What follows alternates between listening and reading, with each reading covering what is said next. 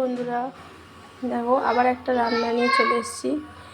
কড়া বসিয়ে দিয়েছি, তারপর তোমাদের দেখাচ্ছি। তেল গরম হচ্ছে, তেলটা গরম হয়েও গেছে। আমি আজকে একটা সিম্পল রান্না দেখাবো তোমাদের, দেখো ভালো লাগবে। তো রান্নাটা কি করব জানো? আলু পেঁয়াজ তিল দিয়ে পোস্ত। এই পোস্ত তুমি পোস্ত দিয়ে সবাই পোস্ত খাও, কিন্তু এটা একটা হচ্ছে তিল দিয়ে আলু পেঁয়াজ টমেটো দিয়ে, এবার নুন হলুদ দিয়ে এটা একটু ভাজা ভাজা হবে। এটা খুবই মুখরোচক রান্না, করে দেখবে ভালো লাগবে। দেখো কড়াই বসিয়ে দিয়েছি, তেলও গরম হয়ে গেছে। এবার দিয়ে দেবো পেঁয়াজগুলো।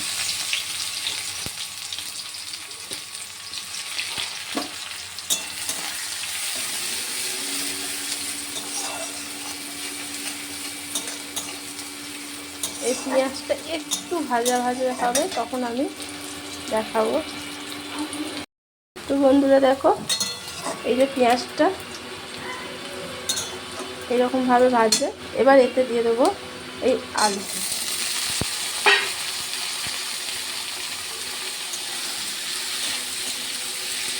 এবার একটু নুন হলুদ পরিমাণ মতো দিয়ে দেবো।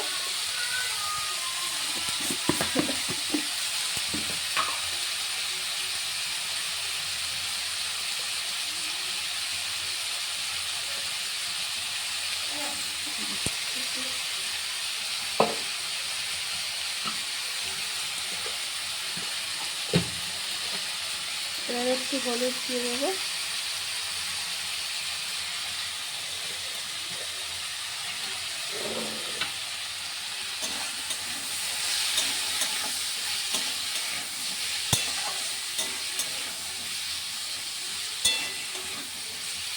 এবার এটা গ্যাস কমিয়ে ঢাকা দিয়ে একটু ভাজা ভাজা করে দেবো।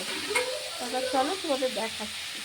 বন্ধুরা আমি এটা খুলে দেখলাম, এইরকম হচ্ছে। এবার এতে আমি টমেটোটা দিয়ে দেবো।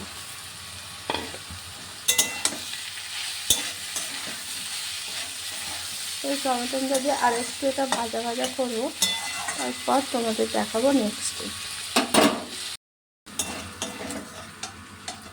বন্ধুরা দেখো এইরকম ভাজা ভাজা হয়ে যাবে।